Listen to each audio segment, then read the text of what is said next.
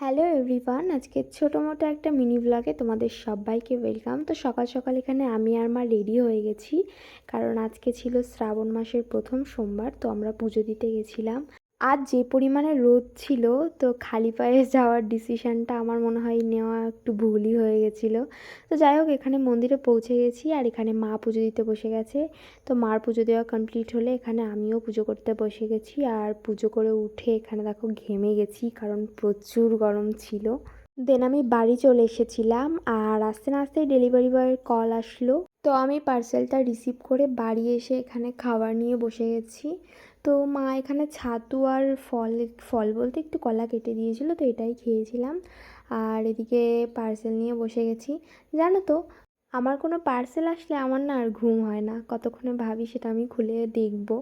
আমি parcel open করতে খুবই ভালোবাসি। তো এটার মধ্যে আমি অর্ডার করেছিলাম একটা অ্যান্টি টার্নিশ চেইন, যেটার কোয়ালিটি কিনা খুব ভালো এসেছিলো।